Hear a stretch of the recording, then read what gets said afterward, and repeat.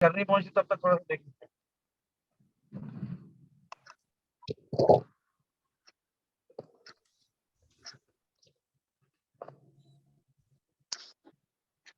नमस्कार आप सभी को। आज का जो टॉपिक है हमारा, सबको जैसे पता ही है कि एक बहुत इंपॉर्टेंट टॉपिक के ऊपर आज हम बात करने जा रहे हैं।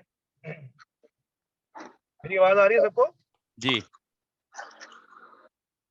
एक मिनट सर।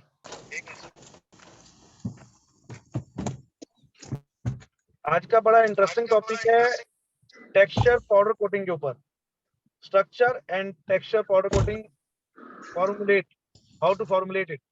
तो ये आज का जो हमारा टॉपिक है, हमारे साथ कुलदीप वर्मा जी हैं साई कंसल्टेंसी से, तो इस टॉपिक को आज हमारे साथ डिस्कस करने वाले हैं। वर्मा जी, बहुत बहुत आपका स्वागत है, बहुत बहुत धन्यवाद आपका। धन्यवाद मनीष जी, धन्यवाद सभी लोगों का जिन्होंने अभी अपना टाइम दिया है। जी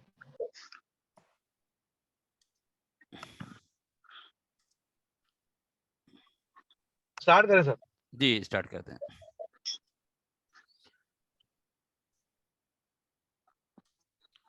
धन्यवाद सभी का। आज जो हमारा टॉपिक है, हम पाउडर कोटिंग में स्ट्रक्चर एंड टेक्सचर फिनिश को किस तरह से फॉर्मुलेट करें।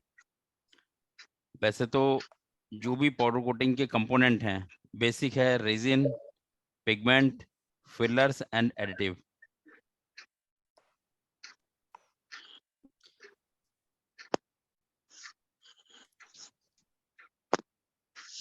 ये देखिए हमने डी है, जिसमें कि अगर हम ईपी के लिए स्ट्रक्चर या टेक्सचर बनाएंगे तो उसमें इपॉक्सी रेजिन, पॉलिस्टर रेजिन रहेगा।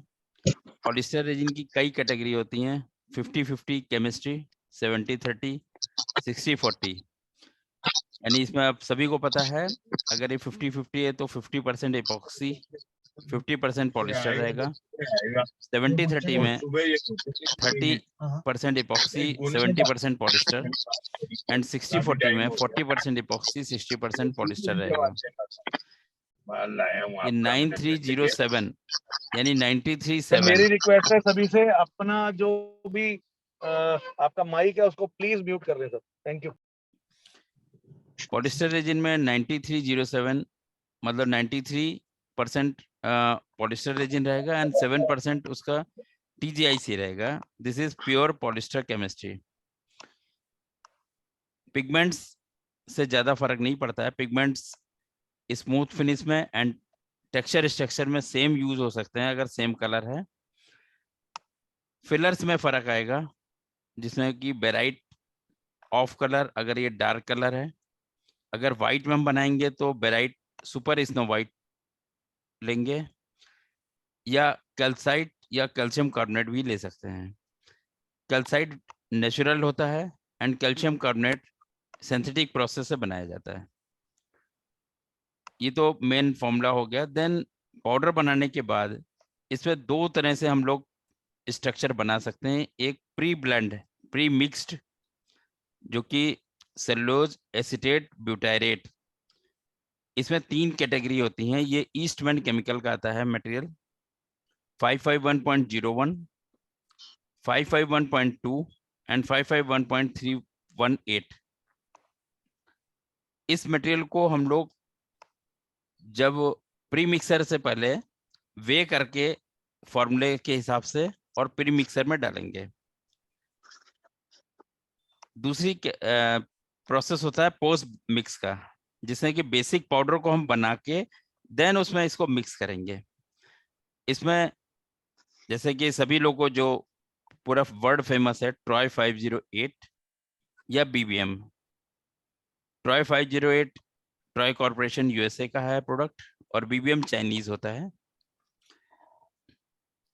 इनके डोज में फर्क रहता है सर। जो डोज अगर हम प्री मिक्स की बात करेंगे CAB को यूज करने से, तो इसकी डोज होगी 0.05% से 0.06%।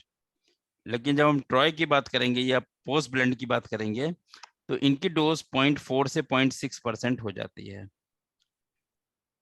कुछ लोगों ने R&D करके एक ये रॉ मटेरियल भी डेवलप किया हुआ है, जिसमें इपॉक्सी रेजिन या पॉलिस्टर रेजिन में हम फ्लो एडिटिव को मिक्स करके उसका मास्टर बैच अपने रिक्वायरमेंट कस्टम के हिसाब से बना लेते हैं, या इपॉक्सी का मास्टर बैच एक आता है ऑलरेडी E12F, ये फ्लो एडिटिव का 2% का मास्टर बैच होता है इपॉक्सी रेजिन में, इसको भी यूज कर सकते हैं।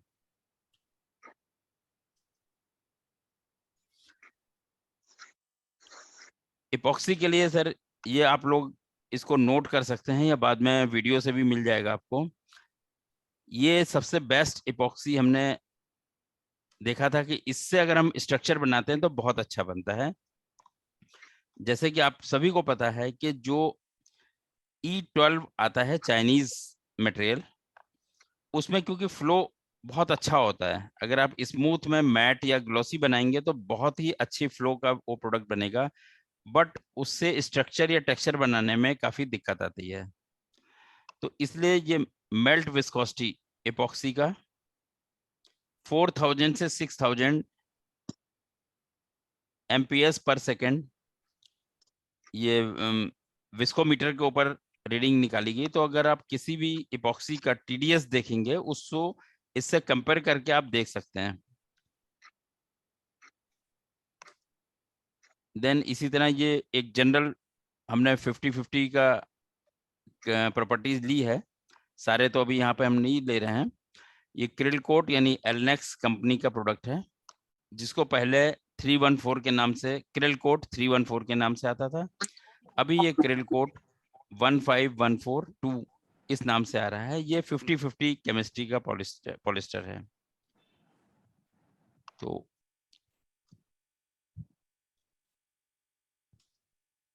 ये देखिए, अब हमने कुछ फोटोएं निकाली हुई हैं। ये स्ट्रक्चर फिनिश है।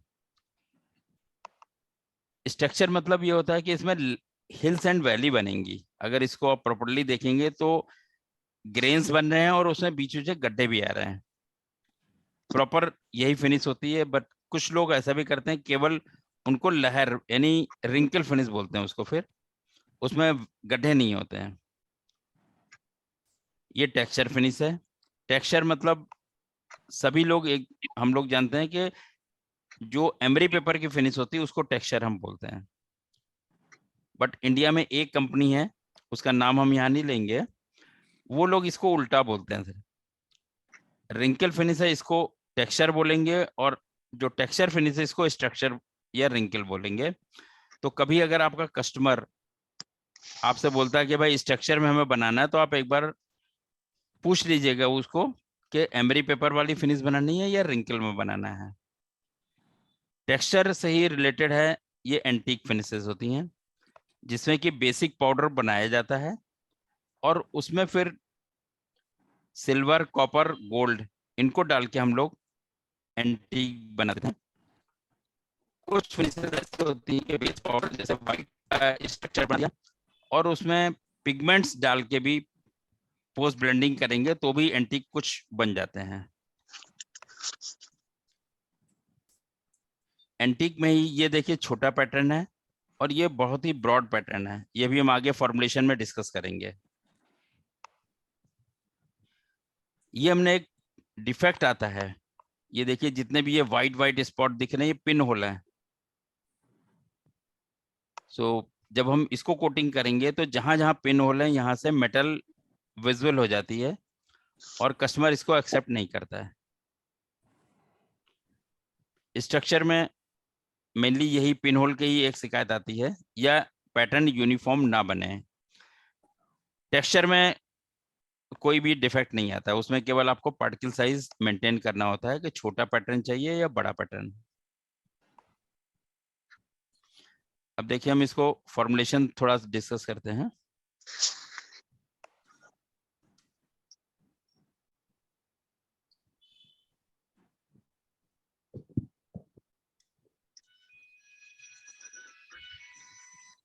हेलो जी मनीष जी।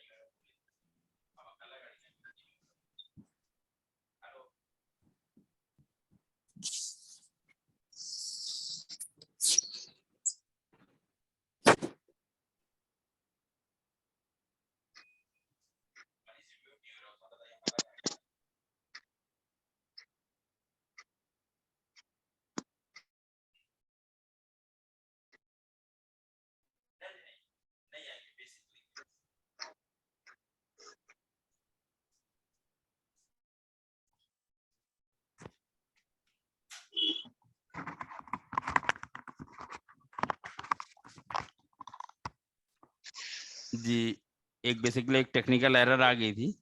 ये शीट आप लोग को दिख रही है? प्रदीप जी, ये शीट दिख रही है आप लोग को? हाँ, दिखाई पड़ रहा है। ठीक, ओके ओके। सो यहाँ पर हम सीमेंस ग्रे स्ट्रक्चर का बेसिक लिया हुआ है। इसमें कलर वगैरह हमने एक एग्जाम्पल के लिए लिया है, आपको इसको कॉपी करके आप लोग अगर बनाएंगे शायद शेड सेम नहीं आए, इस चीज को आप लोग ध्यान रखिएगा।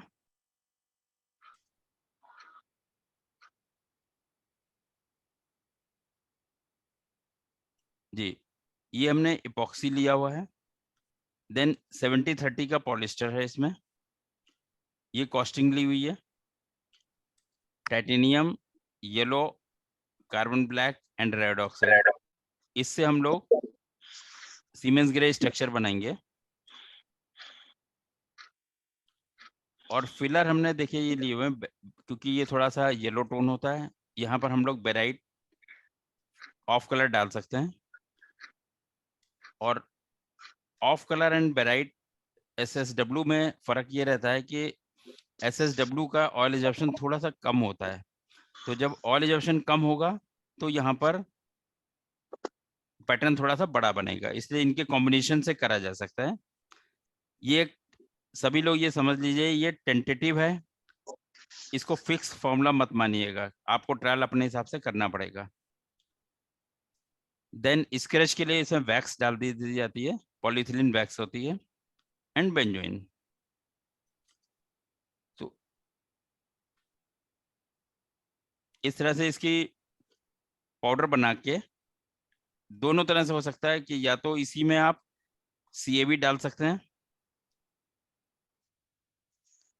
CAB इसका 0.05%, और उसको जब एक्सट्रूड करेंगे एंड ग्राइंड करेंगे तो उसमें कोई भी चीज की पोस्ट ब्लेंडिंग नहीं करना है एक्सेप्ट फ्यूम्ड सिल्का। फ्यूम्ड सिल्का जरूर डालना पड़ेगा स्ट्रक्चर में आपको फॉर बेटर फ्लूइडाइजेशन। यहाँ पर हम आपको ये बता दें post blend and pre blend दोनों में एक बेसिक फर्क ये रहता है कि जब हम पोस्ट ब्लेंड में स्ट्रक्चर बनाएंगे तो फर्स्ट यूज में तो स्ट्रक्चर अच्छा आ जाएगा, बट उसको रिसाइकिल में सेम पैटर्न नहीं आएगा। तो इसलिए प्री ब्लेंड वाले को हम रिकमेंड करते हैं, क्योंकि उसमें फर्स्ट साइकिल में भी वही सेम पैटर्न आएगा और सेकंड में भी ऑलमोस्ट वैसे ही आएगा, थोड़ा फर्क आएगा, पार्टिकल साइज चेंज हो जाता है। बट पोस्ट ब्लेंड और प्री ब्लेंड में फर्क यही है कि प्री ब्लेंड में पैटर्न बहुत ही यूनिफॉर्म आएगा, हर 2-3 साइकिल तक जब भी पाउडर रीयूज होगा सेम पैटर्न आएगा। ये देखिए यहाँ पे हमने 50-50 का लिया हुआ, ये कलर चेंज हो गया है। एपॉक्सी, पॉलिस्टर, ये दोनों 50-50 इसलिए नहीं है क्योंकि हमने यहाँ पे ग्लॉस कंट्रोल करने के लिए हार्डनर डाला हुआ है। अगर हम हार्डनर नहीं डालेंगे, शाइनिंग ज्यादा चाहिए, तो सेम पॉलिस्टर और एपॉक्सी ले लेंगे। Then titanium, yellow oxide, lemon, red oxide, carbon black, ये ऑलमोस्ट बीच कलर बनाया हुआ है। देन इसमें भी सेम कैल्साइट से और ऑफ कलर फिलर से हमने इसको करा है। और टेक्सचर के लिए PT61 ये वैक्स आती है, पॉली टेफ्लॉन मॉडिफाइड वैक्स होती है बेसिकली। ये शैमरॉक कंपनी का ब्रांड नेम है, लेकिन चाइनीज भी बहुत सारी वैक्सेस अवेलेबल हैं जिनसे आप पैटर्न बना सकते हैं। सो फॉर्मूला तो हम यहीं खत्म कर रहे हैं इसको। जी, अब हम मेन पे आ रहे हैं कि जो हमारे टॉपिक हैं, पॉइंट्स हैं जिसको हमें कंसीडर करना है हमेशा।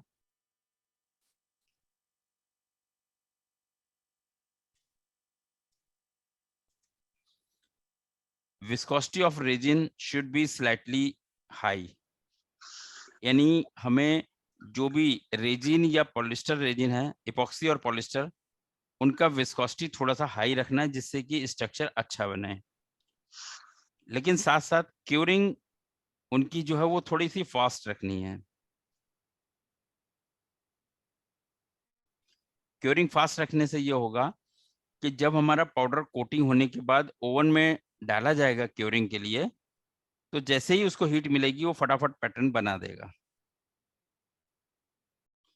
देन पार्टिकल साइज पाउडर का बहुत इंपॉर्टेंट है। अगर आप टेक्सचर बना रहे हैं फिर तो कोई बात नहीं, लेकिन अगर आप स्ट्रक्चर बना रहे हैं तो उसको थोड़ा सा रेगुलर, जो यानी आप स्मूथ फिनिश वाले जो पाउडर रखते हैं उनसे थोड़ा सा कोर्स रखना पड़ेगा इसको।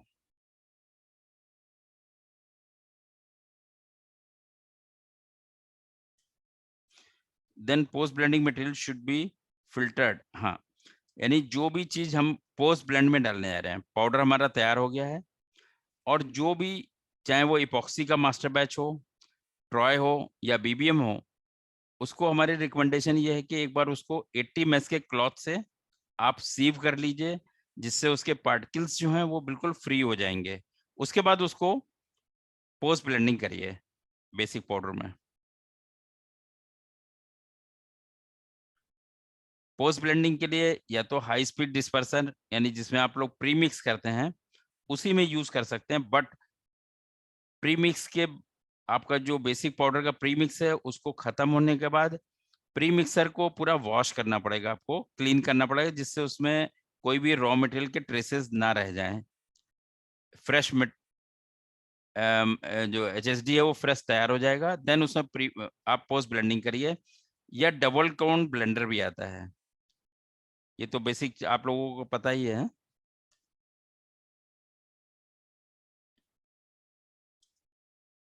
जी, ये हमने बेसिक इसलिए दिया था कि जितनी भी चीजें होंगी वो डिस्कशन में आएंगी सर।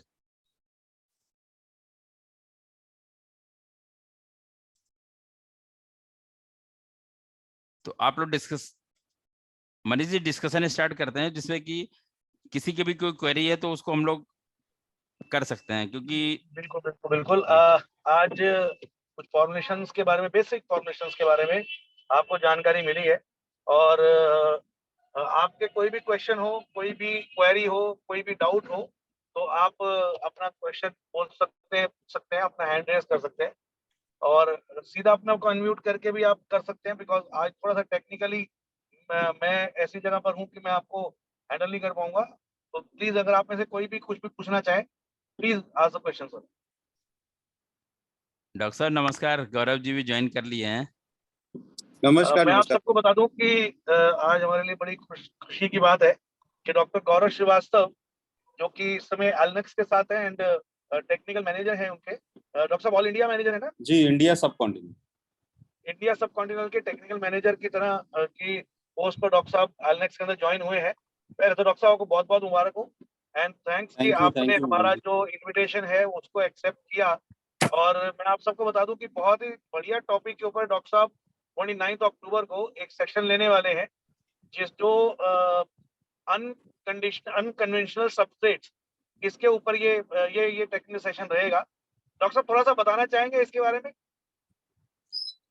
देखिए मनीष जी, आज के समय की सबसे बड़ी डिमांड क्या है कि कार्बन फुटप्रिंट को रिड्यूस करना।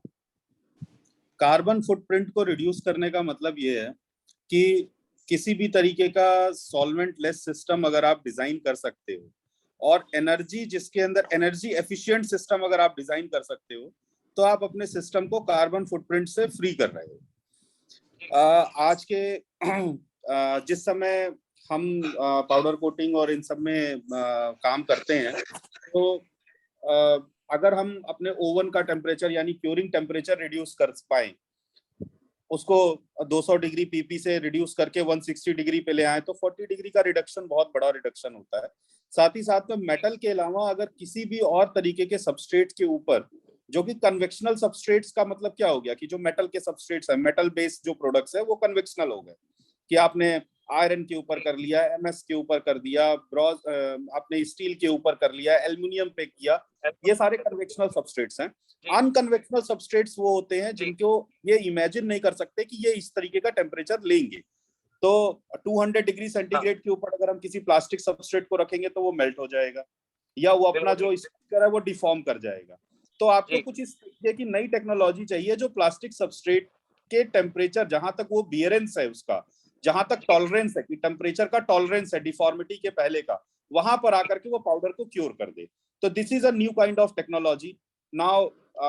अब जैसे वुड है, अब फर्नीचर वाला है, वो मेटल के पीस के ऊपर अगर लगाता है पाउडर और वुड के ऊपर उसको लगाना होता है लिक्विड, तो वो ये चाहता है कि मैं पाउडर ही ऐसा एक सिस्टम बने जो मैं दोनों के ऊपर लगा सकूं, मेटल के ऊपर भी लगा सकूं और एमडीएफ के ऊपर भी लगा सकूं। तो ये अनकन्वेक्शनल सबस्ट्रेट्स हैं। वुड हो गई, वुड भी एक अनकन्वेक्शनल सबस्ट्रेट है जो अभी तक पाउडर कोटिंग में बहुत ज्यादा मतलब सक्सेसफुल जिसके ऊपर वर्क नहीं हुआ है इंडिया के अंदर। इंडिया से बाहर इसके ऊपर काफी सारे काम हो रहे हैं। एंड देन इनके ऊपर डिफरेंट टेक्नोलॉजी है, जैसे जिसे हम एलटीसी बोलते हैं। LTC means low temperature cure, जो कन्वेक्शनल मेथड से कम टेम्परेचर पे क्योर होती है। Then second one is ultra ULTC, ultra low temperature cure.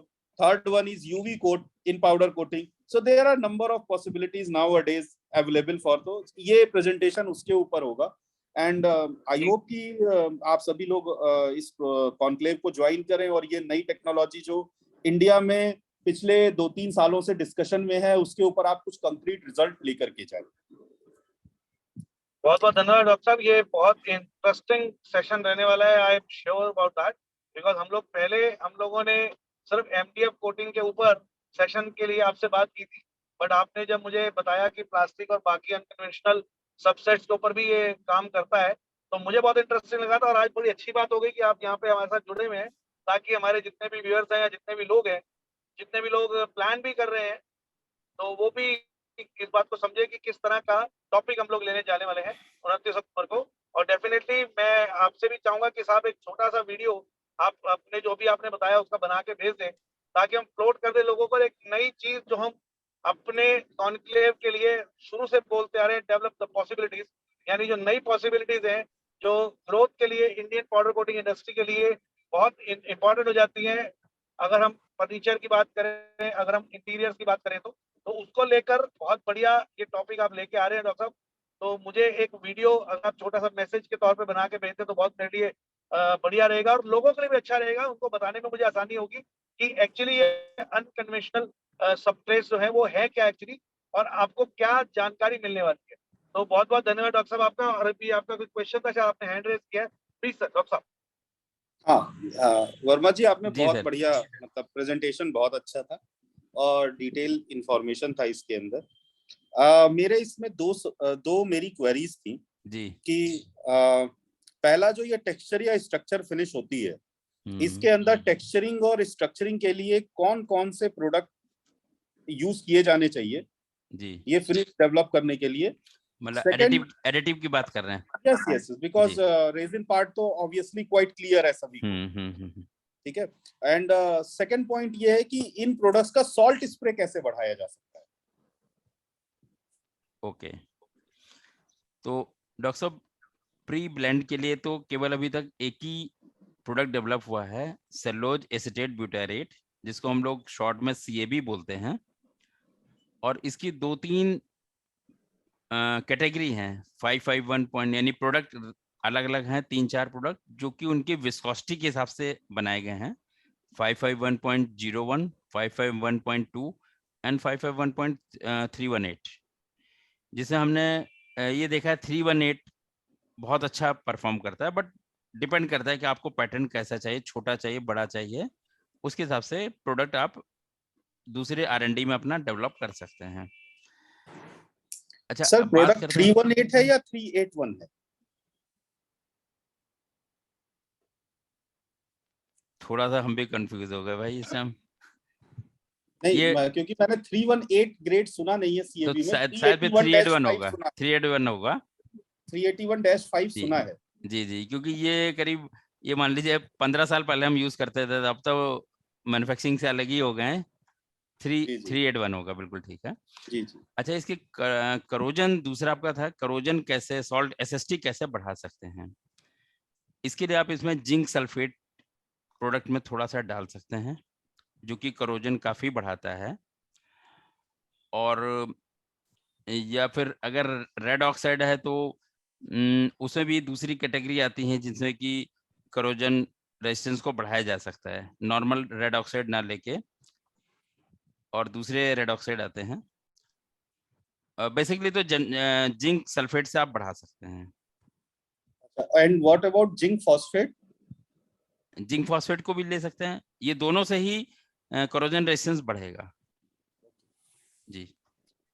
क्योंकि इसमें बिल्कुल आपका जानना सही है, क्योंकि जो पिन होल बनते हैं उसकी वजह से थोड़ा सा करोजन बढ़ने कम होने के चांस हो जाते हैं, तो इसमें डालना हाँ, चाहिए। मतलब क्योंकि नॉर्मली ऐसा देखा गया है कि हम रेजिन पॉइंट से भी ये पूछा जाता है कि अगर मैं इसका स्ट्रक्चर या टेक्सचर फिनिश बनाता हूं तो इसका एसएसटी क्या रहेगा। जी जी जी क्योंकि नॉर्मली स्ट्रक्चर अभी भी बनेगा या टेक्सचर बनेगा तो हिल एंड वैली पैटर्न बनेगा ही, बिल्कुल चाहे बनेगा माइक्रो लेवल पे बने या मैक्रो लेवल पे बने। जी। और जिस टाइम आप मान तो लीजिए 60 या 70 माइक्रोन का कोटिंग कर रहे हैं तो हाँ, हिल्स में तो 60-70 हो जाएगा, बट वैली में वो 30-40 रह जाएगा। यस यस यस, तो वहां पर पैटर्न के अंदर क्योंकि अब नीचे रेजिन की लेयर कम है, मतलब कम है, कोटिंग की लेयर कम है, तो वो इजिली जो है वो पेनिट्रेट कर जाता है, पेनिट्रेट फिर कर जाता है जी। कंडेंसेशन अंदर अंदर फिल्म में होने लगता है। जी जी जी। Thank you. चलिए आगे बढ़ते हैं सर। किसी और का कोई क्वेश्चन या क्वेरी हो वो अपना अनम्यूट करके क्वेश्चन पूछ सकते हैं साहब।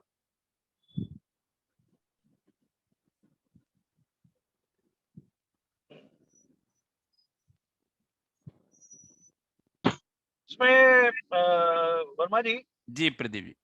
मैंने देखा है स्ट्रक्चर के अंदर मेटेलिक फिनिश भी काफी चलती है। सर उसको एंटीक बोलते हैं, एंटीक जिसमें बोलते हैं। जी एंटीक में जी ये जी रहता कौन? है कि जनरली ब्लैक बेस में स्ट्रक्चर बनाया जाता है और उसमें जी सिल्वर कॉपर गोल्ड को एक रिक्वायर्ड डोज के हिसाब से डाल के और ये एंटीक बनाया जाता है ओके ओके। जी। होता ये भी स्ट्रक्चर ही है जी। हाँ हाँ, बेसिक स्ट्रक्चर ही है वो। सर इवन कोई क्वेश्चन पूछना चाह रहे थे क्या बीच में? जी प्रदीप प्रजापति जी का हैंड रेज है। जी प्रदीप जी पूछिए question please. Good evening, sir. जी good evening. Sir, my name is Pradeep Prajapati. I am working in Philippines. Your work again? Tulip paint. Tulip paint, okay okay okay. Sir पहले Sir, तो ये मेरा बताओ, are you question- coming on 29 October? हाँ सर। Tulip paint से मुझे call तो सर, आया था कि कोई वहां से आ रहे हैं, शायद आप आ रहे हैं, कौन आ रहे हैं मुझे पता नहीं है। सर प्रदीप प्रजापति और गोकुल सर आ रहे हैं।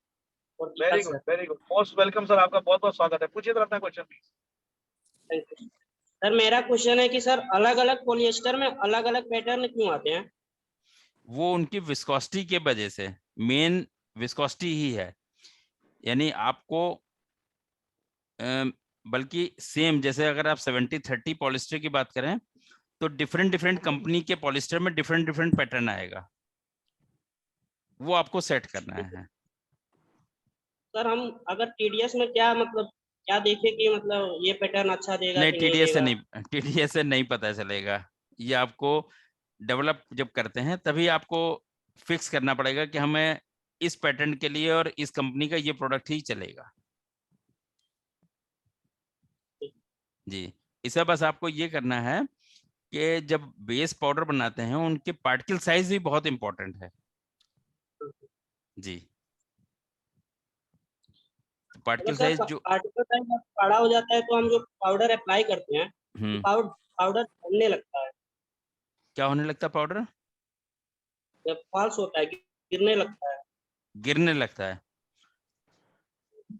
तो जब पाउडर ये गिरता है तो इसके दो कारण हो सकते हैं कि या तो आपके जो फॉर्मुलेशन है उसमें रेजिन कंटेंट कुछ कम है, कॉस्टिंग की वजह से कुछ रेजिन परसेंटेज कम करके, और लोग उसमें चार्ज एनहांसर भी डालते हैं। तो चार्ज एनहांसर रेजिन और फिलर का बहुत ही बैलेंस लेके चलना पड़ेगा, otherwise powder chip. Actually sir हम लोग जी 55% का मतलब हम लोग नहीं, रेजिन 55 तो यूज ठीक करते है, 55 इवन 52 तक हम आपको रिकमेंड करेंगे। इपॉक्सी हैं। पॉलिस्टर में आप 52 तक लीजिए, लेकिन जब आप प्योर पॉलिस्टर में जाएंगे तो आपको कम से कम 55% लेना पड़ेगा, क्योंकि प्योर पॉलिस्टर की विस्कोसिटी थोड़ी हाई होती है, उसमें पैटर्न बनना बहुत छोटा पैटर्न बनता है अगर रेजिन कंटेंट कम होगा तो। सर एक मेरा और क्वेश्चन है। जी सर ब्लैक शेड में स्ट्रक्चर अच्छा बनता है लेकिन व्हाइट शेड में नहीं बनता है। हाँ, इसका कारण ये है कि ब्लैक, देखिए आपके क्वेश्चन से ही आंसर निकल रहा है कि जब हम ब्लैक में कोई भी फॉर्मुलेशन बनाएंगे तो उसमें कार्बन ब्लैक केवल 1% डाला जाता है ना, तो उसकी ऑयल एब्जॉर्प्शन ठीक है ज्यादा है, पर उसकी डोज बहुत कम पड़ रही है। लेकिन जब हम व्हाइट में जाते हैं वहां पे टाइटेनियम हमको पूरी कवरेज के लिए कम से कम 20% डालना पड़ेगा, तो टाइटेनियम रेजिन को सोख लेता है, इस वजह से वहां पर पैटर्न छोटा बनता है। अगर सर मतलब व्हाइट शेड में बड़ा से बड़ा पैटर्न बनाना हो तो क्या करूँ? रेजिन कंटेंट थोड़ा बढ़ाना पड़ेगा। कितने परसेंटेज सर? ये डिपेंड करता है, देखिए आपको कैसे पैटर्न की जरूरत है, 60% तक भी जा सकते हैं। और देखिए वो अभी हमने जो स्लाइड दिखाई थी उसमें एक बहुत बड़ी थी एंटीक्स, उसमें आप ये मानिए 100% रेजिन रहता है, कोई भी फिलर नहीं डालेंगे तब उस तरह का पैटर्न आएगा। सर स्ट्रक्चर में एक्सटेंडर का पार्टिकल साइज का क्या रोल होता है? बहुत फाइन अगर आप एक्सटेंडर लेंगे, यानी ये मानिए कि 5 माइक्रोन या 2 माइक्रोन लेंगे, तो जितना एक्सटेंडर फाइन होता जाएगा उसका ऑयल एब्जॉर्प्शन बढ़ जाता है जी। तो इसलिए आप स्ट्रक्चर के लिए हम रिकमेंड करेंगे 20 माइक्रोन या 10 से 20 माइक्रोन के बीच के एक्सटेंडर आप यूज करिए। एक्सटेंडर बोलिए जिसमें कि सबसे कम बेहतर, उसके बाद डोलोमाइट और कैल्साइट में होता है। अगर सर पार्टिकल साइज बड़ा मतलब ज्यादा माइक्रोन का ले तो? हाँ तो पार्टिकल साइज आप 20 माइक्रोन का लीजिए ना, उसमें पैटर्न अच्छा बनेगा जी। वर्मा जी, जो इनका पहला सवाल था उसमें मैं कुछ बताएं। ऐड ऑन कर। हाँ बिल्कुल। देखिए, अगर आप किसी भी रेजिन की टेक्निकल डेटा शीट देखते हैं और उससे ये कोशिश करने की, ये अंदाजा लगाने की कोशिश करते हैं पहले वाले रेजिन के कंपैरिजन में दूसरा वाला रेजिन कैसे परफॉर्मेंस करेगा, ठीक है ना, तो उसमें आपको 4 चीजें देखनी चाहिए। पहला तो उसका क्यूरिंग का टेम्परेचर क्या है, जो सबसे इंपॉर्टेंट चीज है। जैसे अगर आपका क्यूरिंग का टेम्परेचर 160 डिग्री है और दूसरा रेजिन ले रहे हो आप 180 डिग्री का, ठीक है ना, तो 160 डिग्री वाले में पैटर्न जल्दी खड़ा हो जाएगा और 180 वाले में पैटर्न देर से खड़ा होगा। ठीक, तो पैरामीटर सारे सेम होने चाहिए। तो क्यूरिंग टेम्परेचर देखिए, आपके पॉलिएस्टर का टीजी देखिए, उसपे जो टीजी मेंशन किया होता है टीडीएस पे वो देखिए, एसिड वैल्यू देखिए, और उसके बाद अगर ये तीनों पैरामीटर सेम है तब फिर आप चौथा देखिए विस्कोसिटी। जिसकी विस्कोसिटी ज्यादा होगी उसमें आपको स्ट्रक्चर फिनिश अच्छा मिलने के चांसेस ज्यादा है। लेकिन ये तीनों चीजें सेम होनी चाहिए। जैसे एग्जांपल के तौर पे अगर मैं बताऊं तो देखिए 1510 और 1514 ये 2 प्रोडक्ट आते हैं, ठीक है। 1510 1514 इन दोनों का क्यूरिंग टेम्परेचर जो है वो 180 डिग्री ही होता है। इनका टीजी जो है एक का 62 होता है और एक का 65 होता है, ठीक, सॉरी 62 और 55 होता है, ठीक है। तीसरा आता है एसिड वैल्यू, तो एसिड वैल्यू दोनों की ऑलमोस्ट सेम होती है, अराउंड 71 होती है, तो वो एसिड वैल्यू भी सेम है। बट यहाँ पे जो विस्कोसिटी का डिफरेंस है वो 1000 सेंटीपॉइस जो विस्कोसिटी है या मेगा पास्कल में जो विस्कोसिटी निकाली, इसमें एमपीएस में होती है, तो मेगा पास्कल में जो विस्कोसिटी है उसमें 1000 का डिफरेंस है। तो टीजी कम होने के बाद भी लेटर वाला जो 1514 है उसमें पैटर्न ज्यादा अच्छा खड़ा हो जाता है, क्योंकि टीजी करस्पॉन्डिंगली कम तो है, लेकिन जब आप बाकी चीजें डालते तो उसके साथ में टीजी, जैसे अब आप इसको कैब में बनाइए तो कैब का टीजी हाई होता है, वो 75 के अराउंड होता है नहीं वर्मा साहब? जी बिल्कुल ठीक है। हाँ, तो जब आप कैब ऐड ऑन करोगे तो वो टीजी बढ़ा, तो ये डिफरेंस है थोड़ा सा।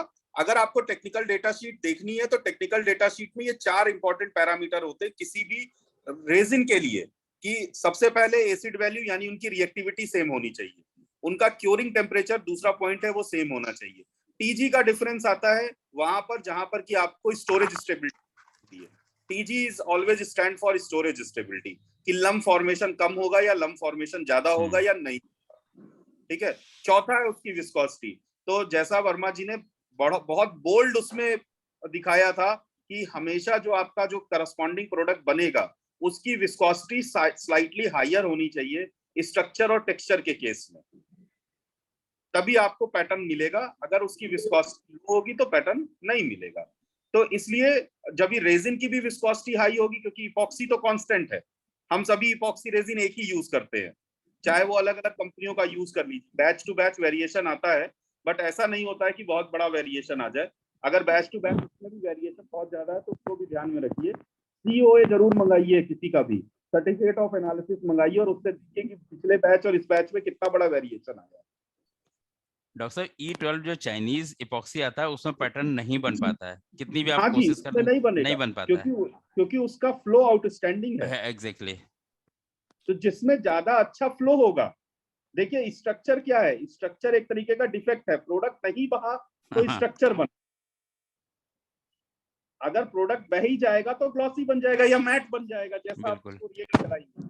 तो डिफेक्ट है। हम आपकी किसी भी फॉर्मुलेशन में देखिए कहीं पे कोई फ्लो एडिटिव नहीं पड़ा होगा, क्योंकि फ्लो एडिटिव पड़ गया तो उसका वही खराब हो जाएगा, फ्लो आ जी, जाएगा उसमें। यानी सरफेस टेंशन कम हो जाएगा उसका।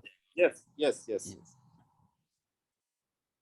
एक निखिल यादव जी का भी हैंड रेज है, मेरा ख्याल प्रदीप जी संतुष्ट हो गए होंगे आप। हाँ सर, हाँ जी सर, एक मेरा और क्वेश्चन है जी। सर। प्री मिक्स्ड का जो हम लोग रिकवरी पाउडर यूज करते हैं तो उसका पैटर्न बन जाता है, लेकिन रिकवरी सर पाउडर, हाँ सर, रिकवरी पाउडर यूज करते हैं तो उसका पैटर्न बनता है, ठीक लेकिन है। पोस्ट मिक्स का जब यूज करते हैं रिकवरी पाउडर का पैटर्न नहीं बनता है। यही तो हमने बताया था। देखिए हाँ पोस्ट सर, ब्लेंड और प्री ब्लेंड में यही फर्क है। जैसे हाँ CAB सर, से आप जब बनाएंगे तो आप चाहे उसको 2 बार या 3 बार या बगैर वर्जिन पाउडर मिक्स किए हुए भी अगर लगाएंगे तो भी पैटर्न बनेगा। लेकिन जब आप पोस्ट ब्लेंड करेंगे तो क्योंकि फर्स्ट साइकिल में काफी आपका जो एडिटिव है वो खत्म हो जाएगा, उसमें से जो गिरेगा वो बेस पाउडर गिरेगा, इसलिए आपका सेम पैटर्न नहीं आएगा। सर अगर हमें पैटर्न बनाना हो तो रिकवरी पाउडर यूज करना हो तो उसका हाँ, रेशियो क्या लेंगे? ये तो जहाँ पे एप्लीकेशन होता है, मतलब जनरली तो 10 से 20% वर्जिन के साथ में डाला जाता है, बट आप ट्रायल करके देख सकते हैं कितना आपको एडजस्ट हो जा रहा है। इसमें कोई थंब रूल नहीं है। और सर लार्ज पैटर्न हम बनाना चाह रहे हैं, कौन सा पैटर्न? लार्ज बड़ा पैटर्न, अच्छा ठीक है। लेकिन सर स्पेस दिखने लगता है सर आपके पास इसका कोई सटीक फॉर्मुलेशन? नहीं, उसमें वो ट्रायल करने पड़ेंगे मशीन में से ही, डिफरेंट पॉलिस्टर निकाल के अलग अलग विस्कोसिटी के मटेरियल को लेके फिलर को डाल के वो 2-3 ट्रायल करने पड़ेंगे, तभी हो सकता है। कोई भी ऐसा हम आपको लिख के फॉर्मूला नहीं दे सकते हैं कि हाँ इसमें बन जाएगा, ऐसा ट्रायल जरूर करने पड़ेंगे और उनको सेट करना पड़ेगा। सर केमिकल यूज करें या ट्रॉय, मतलब कौन सा बेस्ट रहेगा? CAB बेस्ट होता है। देखिए जो मतलब प्री ब्लेंड में डालते हैं हम लोग, जो प्री मिक्सिंग से जो चीज डालते हैं वो बेस्ट है। तो सर वो टेक्सचर में जो नेल मार्किंग स्क्रैचेज आता है उसके लिए कोई? हाँ वैक्सेस आती हैं, टेफ्लॉन मॉडिफाइड वैक्सेस होती हैं, हायर मॉलिक्यूलर वेट सर की वो तो वैक्सेस मतलब होती ज्यादा हैं। कॉस्टली रहता है ना? देखिए अब कोई प्रॉपर्टी आपको चाहिए तो कॉस्ट तो डालनी पड़ेगी उसमें। कॉस्टिंग भी हाई हो जाएगा? नहीं बहुत ज्यादा नहीं होता है, क्योंकि वैक्सेस जो यूज होती हैं वो 0.2% के आसपास यूज होती हैं, बहुत ज्यादा नहीं होती हैं जी। और वैक्स की कॉस्ट भी ज्यादा नहीं है, 350 रुपए के आसपास होती है और 0.2% पड़ रहा है, बहुत ज्यादा नहीं कॉस्टिंग है ये।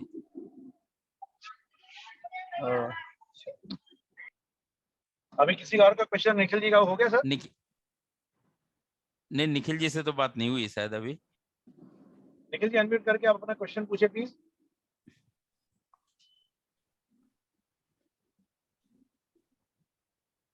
चलिए जब तक निखिल जी आते हैं, मैं चले आपको एक और जानकारी देना चाहता हूँ। हमारे कुलदीप वर्मा जी एक बहुत बढ़िया टॉपिक आपके लिए लेके आने वाले हैं 29 अक्टूबर को, कि आप एपॉक्सी पाउडर में और पॉलिएस्टर पाउडर में कैसे डिफरेंशिएट कर सकते हैं। ये दोनों पाउडर्स लगभग एक जैसे लगते हैं, बट इसमें आप डिफरेंशिएट कैसे कर सकते हैं? कुलदीप जी थोड़ा सा जी, बताएं सर, क्या है ये? इस टेस्टिंग में एक्चुअली केमिकल प्रोसेस से हम टेस्ट करते हैं। उसमें ये तो नहीं पता चलता है कि कौन सा इपॉक्सी है, कौन सा पॉलिस्टर, लेकिन जिस पाउडर में इपॉक्सी प्रेजेंट होगा उसको हम स्पॉट टेस्टिंग से निकाल सकते हैं कि हाँ इसमें इपॉक्सी है। तो इसका मतलब ये तो पता लग ही जाएगा ना सर कि इपॉक्सी कौन बिल्कुल सा है और बिल्कुल बिल्कुल बिल्कुल। कई बार जो हमारे बहुत पाउडर इम्पोर्टेंट यूजर हैं, टॉपिक है सर, ये बहुत इम्पोर्टेंट टॉपिक है, बहुत इम्पोर्टेंट सेशन है। तो आप लोग कोई भी मिस ना करें। 29 अक्टूबर को अब तक किसी ने अगर रजिस्ट्रेशन नहीं करवाया है तो अपना रजिस्ट्रेशन जल्द से जल्द करवा लें। और आपसे मिलते हैं 29 अक्टूबर को। निखिल जी कोई क्वेश्चन पूछना चाह रहे थे? निखिल जी।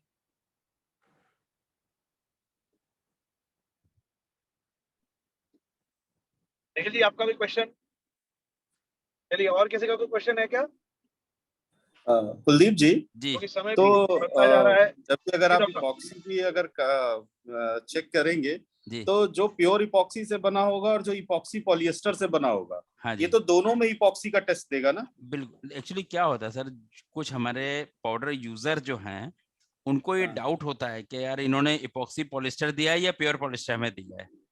ओके, मतलब ये हाइब्रिड और पीपी के केस में है। हम मतलब हाँ उस केस में है। ठीक है, ठीक है। नहीं, मुझे ऐसा लगा कि शायद देयर इज सम टेस्ट जो प्योर इपॉक्सी और इपॉक्सी हाइब्रिड जो नहीं सिस्टम है नहीं नहीं उसके नहीं अंदर भी डिफरेंशिएट कर नहीं सकता हो। डॉक्टर साहब, ये केवल इपॉक्सी के लिए स्पॉट टेस्ट है। हाँ, तो प्योर पॉलिस्टर और हाइब्रिड प्रेजेंस में ऑफ हम एपॉक्सी डिफरेंशिएट इज कर देयर और पाएंगे। नॉट? मतलब ये पता करने की है कि इसमें एपॉक्सी की प्रेजेंस है कि नहीं है। हाँ, जी ये पता चल जाएगा कि ये पाउडर में इपॉक्सी है या नहीं। हाँ जी बिल्कुल। तो चलिए सर, आगे बढ़ते हुए किसी का और का क्वेरी या क्वेश्चन है तो प्लीज पूछिए, because we are running off time. और आप सबसे फिर से वही रिक्वेस्ट करूंगा, 29 अक्टूबर Delhi Radisson Blu Paschim Vihar. Sir आना ना भूलो, क्योंकि ये प्रोग्राम अपने आप में बहुत शानदार प्रोग्राम बनता जा रहा है और बहुत बड़ी बड़ी कंपनीज ऑलरेडी हमारे साथ जुड़ चुकी हैं एज डेलीगेट। आपको वहाँ पे मैं आपको एश्योरेंस दूं कि टॉप मोस्ट जितनी पाउडर की मैन्युफैक्चरिंग कंपनीज हैं इंडिया में, वो लगभग 90% वहाँ पे आपको मिलेंगी। और आप सब वहाँ पर बहुत अच्छे से इंटरेक्शन कर पाएंगे, बहुत अच्छे टेक्निकल सेशंस को आप सुन पाएंगे। तो जल्द से जल्द अपनी रजिस्ट्रेशन करवा लें। रजिस्ट्रेशन लिंक आप सभी के पास ग्रुप में या व्हाट्सएप के जरिए आपको भेजा हुआ है, तो जल्दी से जल्दी अपना वो रजिस्टर करा लें। नेक्स्ट आगे बढ़ेंगे, किसका क्वेश्चन है क्या? लास्ट बार पूछने जा रहा हूँ क्योंकि समय बढ़ता जा रहा है। और अगर डॉक्टर साहब नहीं, सॉरी डॉक्टर साहब, सॉरी, मुझे लगा आपने क्वेश्चन था जी। और किसी का कोई क्वेश्चन या क्वेरी है सर? चलिए, तो आज का हाँ, जो ये मेरा एक वेबिनार है है। हम, जी हाँ जी, हाँ जी, प्लीज प्लीज। हेलो जी प्रदीप जी। वर्मा जी। जी वर्मा जी सुनाई पड़ रहे हैं ना? हाँ हाँ सुनाई दे रहा है सर, बोलिए। मेरा मेरा दो क्वेश्चन है। जी पहला क्वेश्चन है कि हम लोग जब स्ट्रक्चर बनाते हैं,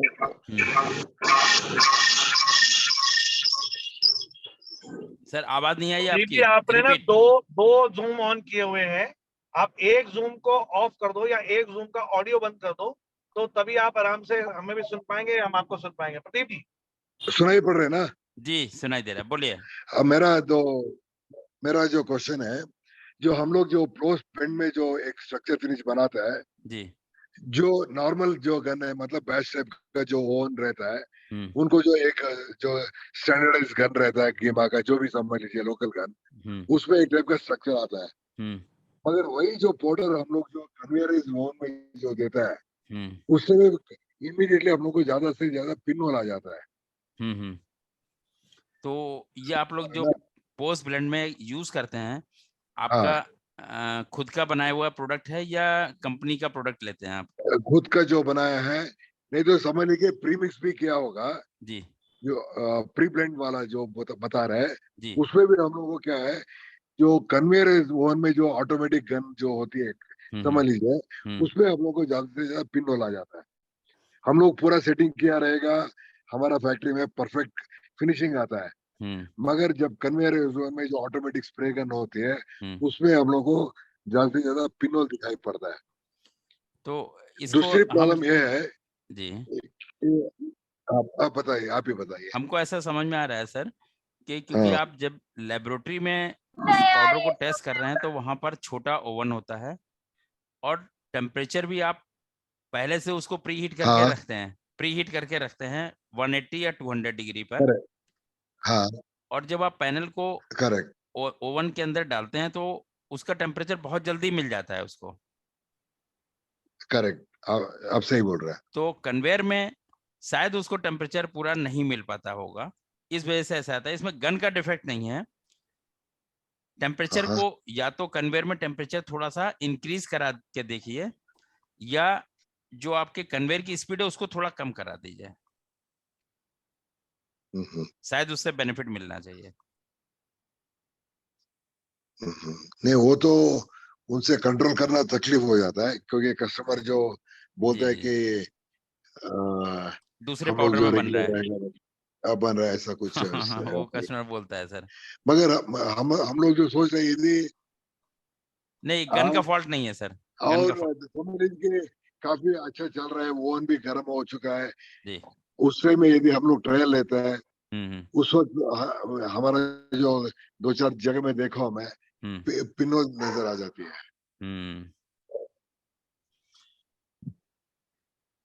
स्ट्रक्चर में यही है कि उसका जो क्योंकि पाउडर की जो क्यूरिंग होती है सर, इसमें बहुत ही इंपॉर्टेंट ये है कि पाउडर जब टेम्परेचर इसको 180 मिल जाता है, स्टार्टिंग 2 मिनट में वो पूरा जेल हो जाता है। हाँ जेल होने के बाद में फिर क्यूरिंग होता है। तो जेल होने से पहले उसका पैटर्न अगर अच्छा बन गया तो बन गया, नहीं तो बाद में कुछ भी नहीं हो सकता उसमें। जो पैटर्न सेट हो गया वो हो गया सर, आप कितनी देर भी उसको ओवन में डालिए कोई पैटर्न चेंज नहीं होगा। स्टार्टिंग टेम्परेचर बहुत इंपॉर्टेंट है इसमें। बहुत इम्पोर्टेंट। यस। ठीक है, जी, पिछले बार भी एक क्वेश्चन पूछा था कोवेब्स का इसमें बारे अगर में, हम तो हमारा जो जैन साहब बोले कि डॉक्टर साहब कुछ बोल रहे थे। हाँ कुलदीप जी, अगर हम डॉक्टर साहब इसमें बोलिए। थोड़ा सा लो अपना बारो टेम्परेचर कुछ बोलना कुकिंग चाहते अगर थे? रेजिन यूज करें तो, क्या चीज सर? क्योंकि उसमें देखिए अगर कहीं पर भी ओवन में अगर हम टेम्परेचर कंट्रोल नहीं करवा सकते हैं कस्टमर एंड पे, एक्सेलरेटर हम डाल सकते हैं फॉर्मूले में। या तो एक्सीलरेटर डाल लीजिए जी। या फिर आप अपना रेजिन का जो क्यूरिंग टेम्परेचर है ना, हाँ, low temperature low curing temperature, वाले रेजिन यूज कर लीजिए। बिल्कुल ब्यूटीफुल बिल्कुल। Beautiful beautiful beautiful. देखिए आप अपना रेजिन जो है, जो सपोज करिए 180 डिग्री वाला है, वो उसकी 160 जगह पे ले लीजिए। 160 वाला ले लीजिए। तो एग्जैक्टली 160 पे तो आपका पैटर्न भी बनेगा, जल्दी बन जाएगा, एंड देन क्या है वो किसी भी तरीके का 20 डिग्री के डिफरेंस को भी वो पार कर जाएगा। पार कर जाएगा, या एक्सेलरेटर डाल दीजिए उसमें। या अच्छा, एक्सीलरेटर आते हैं, एक्सीलरेटर्स यूज कर लीजिए रिएक्शन एक्सीलरेट करने के लिए। ठीक है, मैं एक बार दोहराता हूँ, जो पिछले बार जो मैंने क्वेश्चन पूछा था जो कोवेब्स का बारे में, कोवेब्स जी। का बारे में, वो जो ठीक है, हमारा जो जैन साहब जाल बोले जाल कि जाल सा बात बन करो, जाता है, जाल सा बनता है। हाँ, जाल से बन जाता है। जी। वही प्रोडक्ट दूसरी जगह में बनता है, एक एक जगह में नहीं बनता है। हम लोग तो उसमें काफी परेशान है। कोई बता सकते तो बता दीजिए। डॉक्टर साहब देखिए, कोई आपका आइडिया हो अगर। इनका नहीं, मैं प्रोसेस ये है सवाल कि पूरी तरह से समझा जी, नहीं, आप हम मुझे बता एक रहे हैं बार आपको। एक्चुअली कई बार क्या होता है कि कुछ कंप्लेंट आती हैं, सेम पाउडर को एक कस्टमर के पास हम लगा रहे हैं, कोटिंग होने के बाद ओवन में डाला और जब ओवन से निकालते हैं तो परफेक्टली ओके होता है, बट कुछ जगह हाँ पर सेम पाउडर हाँ को जब कोटिंग करने के बाद ओवन में डालते हैं, इवन कोटिंग करके जब ट्रॉली रखी हुई है उसमें भी एक नेट सा बन जाता है, काला काला जाल सा, जैसे मकड़ी के जाले होते हैं या बादल से कह सकते हैं। तो जब उसको ओवन से निकालते ऐसा हैं तो फॉर्मेशन हो जाता है। यस, ओवन से निकालने के बाद वो बहुत ही प्रोमिनेंट हो जाता है। देखिए ये पाउडर का प्रॉब्लम नहीं है, ये नहीं, पाउडर का प्रॉब्लम नहीं है, ये एप्लीकेशन का पक्का है। है। हाँ। ये प्रॉब्लम एप्लीकेशन का प्रॉब्लम है। अभी इसमें दो चीजें होती हैं। पहला तो जो आपका कंप्रेसर से एयर आ रही है गन में, वो कितनी ड्राई है, क्योंकि पाउडर कोटिंग के अंदर भी जब लेयर एक मेटल सबस्ट्रेट के ऊपर जब लेयर लगती है तो वहां पे मॉइस्चर का बहुत इंपॉर्टेंट रोल होता है। अगर उस एयर में मॉइस्चर होगा तो आपके पैटर्न के अंदर जो मॉइस्चर है वो आपका मतलब जो सरफेस है उसके ऊपर किसी तरीके का एक डिफरेंट तरीके का स्ट्रक्चर पैटर्न अपना बनाएगा। नहीं डॉक्टर साहब, ये प्लेन में भी, व्हाइट और आइवरी में भी हो जाता है। हाँ सर, ये सभी में हमें होगा, सभी में हो क्योंकि जाता इसको देखिए, इसको प्रॉब्लम को क्या बोलते हैं, है। इसको बोलते हैं बैक आयोनाइजेशन। जब हवा के अंदर जो वाटर मॉलिक्यूल्स होते हैं ना, वो जी क्या करते हैं, वो बैक आयोनाइजेशन देते हैं। हाँ, यही बैक पीछे भी हम लोगों ने आयोनाइजेशन, डिस्कस किया था कि मॉइस्चर की वजह से ये आता है। यस, बैक आयोनाइजेशन में होता क्या है कि जहां पर जैसे जो वाटर मॉलिक्यूल्स एक जगह पर अपना एक स्पेसिफिक पैटर्न बनाते हैं। जी वाटर का अपना एक स्पेसिफिक पैटर्न होता है, एक स्ट्रक्चर होता है, वो 180 डिग्री के स्ट्रक्चर पर बैठता है। मतलब जो पानी है, जो जब सीधा रहेगा तो 180 डिग्री है, लेकिन जब वो दूसरे दूसरे चार्ज के कंट्रोल में आता है तो वो पोलर हो जाता है। पोलर होते ही उसका जो एंगल है वो अंदर की तरफ इन्वर्ट हो जाता है, यानी अब वो 137 डिग्री के आसपास पहुंच जाता है। अब ये बहुत सारे एक आसपास में जब चिपक जाते हैं ना, तो वो आपको वहां पर ऐसा लगता है नेटिंग जैसा, क्लाउडिंग जैसा एक स्ट्रक्चर अपीयरेंस देता है। तो इसका सबसे पहला तो तरीका यही है कि सबसे पहले आप ये चेक करिए कि अपना ये जो कंप्रेसर है उसके अंदर डबल फिल्टर लगवाइए। उनको बोलिए कि डबल फिल्टर लगाओ, ताकि एक फिल्टर लगाने के बाद अगर मॉइस्चर पास होता है तो दूसरे फिल्टर में रुक जाए। सेकेंड चीज, अगर ये होने के बाद भी आपको काउ वेबिंग मिल रही है या इस तरीके का आपको क्लाउडिंग मिल रही है, then you should go for some surface processing additive. आपको उसको यूज करना पड़ेगा, जो कि इस तरीके के इफेक्ट को नलीफाई करते हैं। डॉक्टर साहब, मैंने एक खुद मेरा जो एक्सपीरियंस है, जो सीमेंस ग्रेड पेबल ग्रेड जो भी बनाता है, ये जो एक जगह में 7035 दे रहा है, वो कंप्लेंट आया, मैं दूसरी कलर लगाया तो कॉबवेब नहीं आया उसी वक्त आधा घंटा में। बिल्कुल, देखिए, कलर के ऊपर भी जो आपको विजिबिलिटी होती है ना डिफेक्ट की, वो अलग अलग दिखती है। हर तरीके के कलर पे सेम इफेक्ट, मतलब जो आपको प्रॉब्लम आ रही है ना वो होगी, लेकिन कम या ज्यादा दिखने की बात है। अगर एक कलर में वहां पे प्रॉब्लम आ रही है तो दूसरे में भी होगी उसमें। लेकिन ये देखिए, अब इसमें 3 बहुत इंपॉर्टेंट पैरामीटर्स है। पहला, आपकी विजिबिलिटी उस कलर के अंदर कितनी, यानी डीओआई कितनी अच्छी आती है। ठीक है, जिस प्रोडक्ट के अंदर डीओआई बहुत अच्छी निकल करके आती है, उस प्रोडक्ट के अंदर आपको इस तरीके का पैटर्न जल्दी देखने को मिलेगा, या इस तरीके का डिफेक्ट जल्दी नजर आएगा, रेदर देन जिसके अंदर थोड़ी डल डीओआई होती है उससे।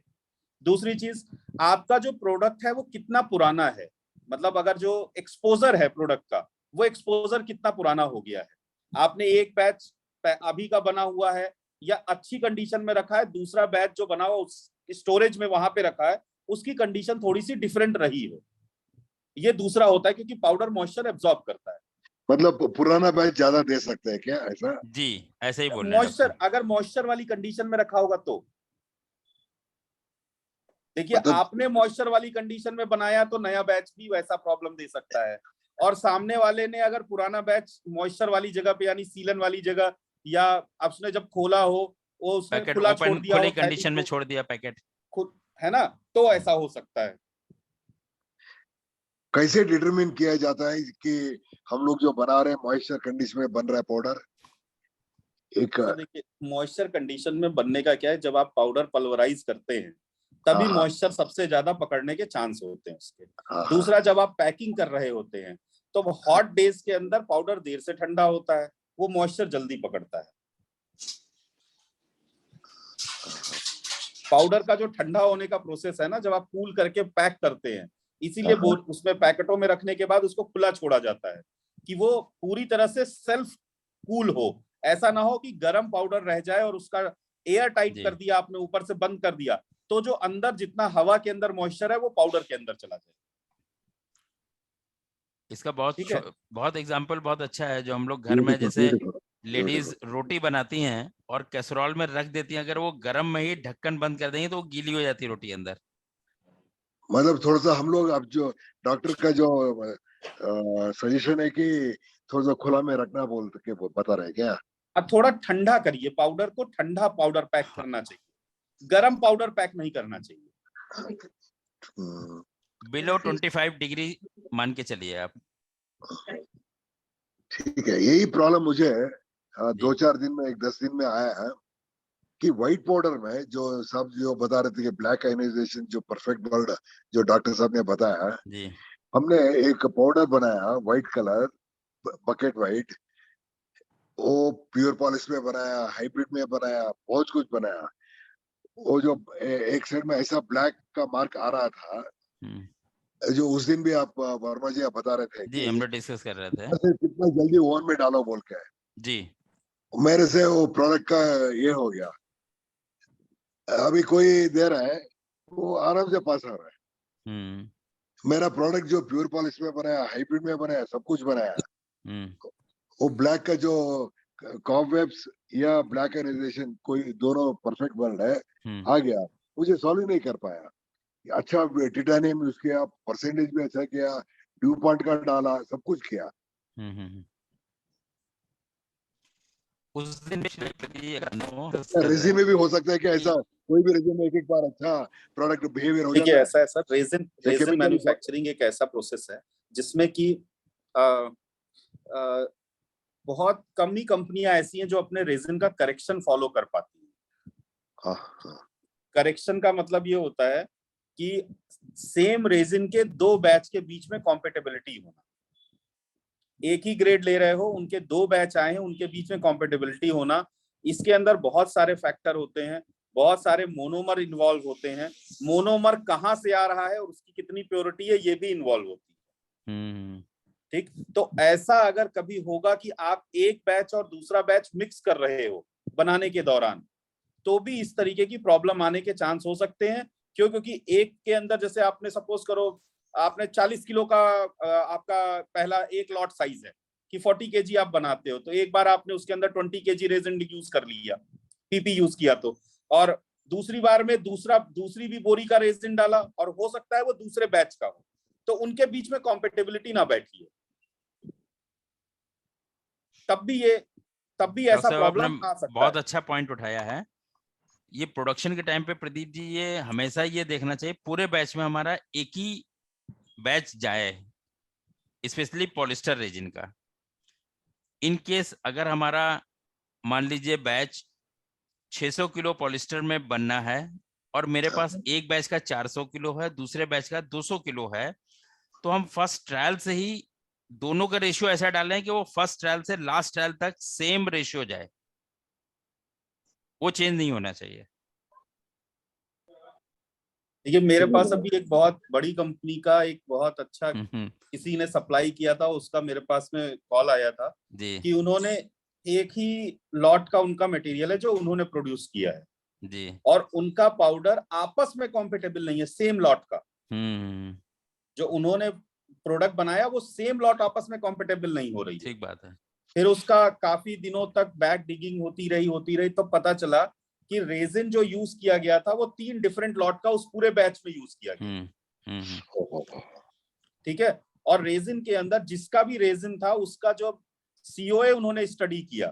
देखिए मैं बार बार कहता हूं, हमेशा सर्टिफिकेट ऑफ एनालिसिस और टेक्निकल डेटा शीट ये प्रोडक्ट की हमेशा हर बार मंगाइए और हर बार जरूर देखिए कि जो पिछली बार बैच उतरा था और इस बार जो बैच आपके पास उतरा है उसके बीच में क्या डिफरेंस है, ये देखना बहुत जरूरी है। एज अ मैन्युफैक्चरर जितनी जिम्मेदारी रॉ मटेरियल बनाने वाले की है, उतनी ही जिम्मेदारी फिनिश गुड वाले की भी है।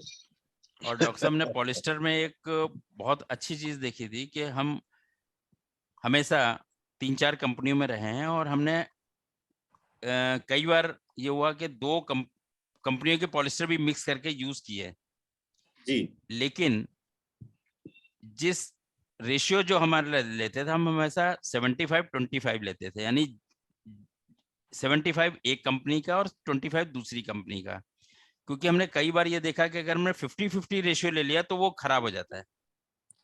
देखिए कुलदीप जी इसमें वही वाली चीज है। हाँ। अगर एक प्रोडक्ट के अंदर डेविएशन मतलब डेल्टा ई की जो वैल्यू, जैसे अब मैं आपको थोड़ा सा रेजिन वाली लैंग्वेज में बोल रहा हूँ कि हम लोग कोई भी रेजिन वाला होता है उसका अपना एक वैल्यू का सेट होता है, उस सेट के बीच का डिफरेंस अगर 1 से ज्यादा हो जाता है तो जितना ज्यादा होता जाएगा उतनी इनकॉम्पेटिबिलिटी आपको दूसरे बैच के संग मिलती है। बिल्कुल ठीक बात है। तो जितना आप जो डिफेक्टिव बैच है, जैसे सपोज करिए आपको एक वैल्यू आई, एक के अंदर विस्कोसिटी 6500 लिख के आई सीओए में, और एक के अंदर विस्कोसिटी 7,500 लिख के आई, और उन्होंने अपनी विस्कोसिटी की रेंज 6,000 to 8,000 है। तो according to COA and their specification product is okay. Okay, ठीक, बट अगर आप यहाँ देखें तो 6,500 और 7,500 के बीच में 1000 CPS का डिफरेंस है, यानी फ्लो डिस्टर्ब है। रेजिन का इटसेल्फ फ्लो है, मतलब ऐसा नहीं है कि वो 7,500 वाला खराब है, लेकिन उसका फ्लो और 6,500 वाले का फ्लो सेम टेम्परेचर पे डिफरेंट आएगा। तो अब अगर आपको 7,500 वाला भी आपके पास में प्रोडक्ट है और 6,500 वाला भी है, और दोनों ही पूरे नहीं है कि पूरा बैच निकाल सके, तो कोशिश ये करिए जिस बैच के अंदर डेविएशन ज्यादा हो उसको कम से कम क्वांटिटी में डालिए, ताकि प्रॉपर्टी कम से कम हैम्पर। बिल्कुल,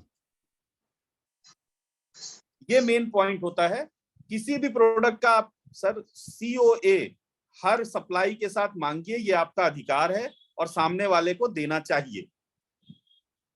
और सीओए देखे बिना रेजिन कभी भी उतार के इस्तेमाल मत करिए, सीओए जरूर देखिए, वो गारंटी है कि इस प्रोडक्ट की प्रॉपर्टी यही आएगी।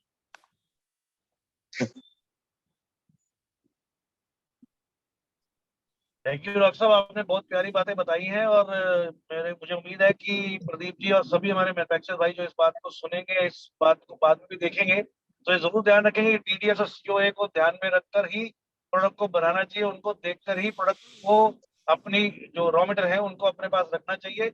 और अब इस कंपेटिबिलिटी के बारे में बहुत जरूरी है कि याद रखें कि कोई भी चीज जो सीओए आप पहले अपने रॉ मटेरियल में या रेजिन के अंदर ले रहे हैं, वो सेम सीओए का माल आपका दूसरी बारी जब आ रहा है वो नॉट सेम हो या सीओए की कंपेटिबिलिटी हो।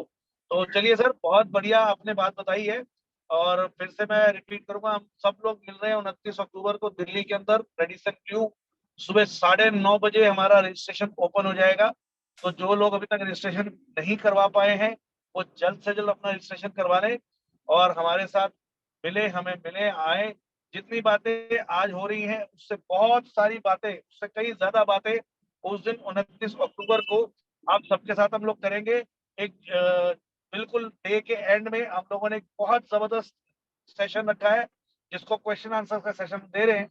आपके टेक्निकल क्वेरीज, कुछ भी तरह के कैसा भी क्वेश्चन जो पाउडर कोटिंग से रिलेटेड हो, वो सभी के आंसर्स आपको उस दिन शाम को मिलेंगे। हर टॉपिक के ऊपर हम हमारे जो पैनलिस्ट होंगे, जो टेक्निकल पैनलिस्ट होंगे, वहां पे आपको अवेलेबल रहेंगे और आपको बहुत सुंदर तरीके से आपको जवाब मिलेगा आपकी क्वेरीज का, आपके क्वेश्चंस का। तो ठीक है सर, बहुत बढ़िया लगा आज का दिन, और याद रखिए अगेन 29 अक्टूबर दिल्ली रेडिसन ब्लू पश्चिम बिहार सुबह 9:30 बजे हम लोग मिल रहे हैं।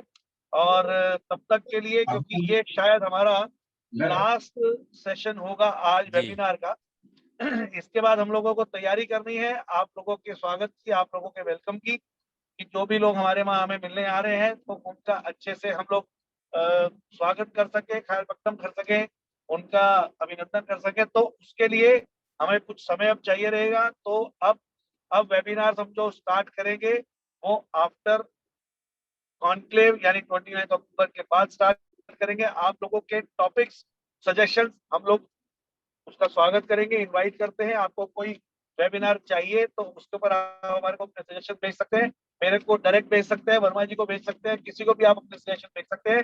तो चलिए सर, क्योंकि समय काफी हो गया है और मुझे लगता है कि मेरे ख्याल से किसी का कोई क्वेरी या क्वेश्चन है भी नहीं, या अगर है तो आप प्लीज बता दें। Last but not least we can take a question if anybody is there.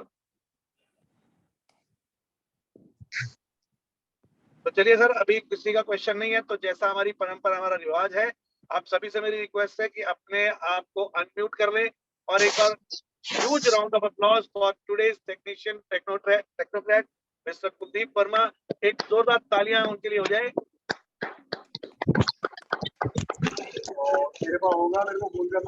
Thank you Kuldeep ji, thank you very much for your valuable time and thank you everybody. आप सबका भी जी। 1000 रुपया तूने मेरे को दिया था ना सर, ये क्वेश्चन है क्या कुछ? नहीं, नहीं, आपने किसी को 1000 रुपए दिए थे क्या? आज का वेबिनार हम यहीं पे स्टॉप करते हैं। कुलदीप जी, आप मुझे वापस होस्ट बना दीजिए ताकि मैं इसको बंद कर सकूं। ये कहाँ से होगा? नहीं, हमें करना I am पड़ेगा। already the host. I am ending the. Okay. तो चलिए सर, आज का जो नहीं, webinar recording तो है, मेरे यहीं पास पे है ना, समाप्त मनीष जी। करते हैं। आपसे 29 अक्टूबर सुबह 9:30 बजे मुलाकात होगी। तब तक के लिए शुभ रात्रि। Thank you very much. मिलते हैं सर, धन्यवाद। ओके। धन्यवाद, थैंक यू।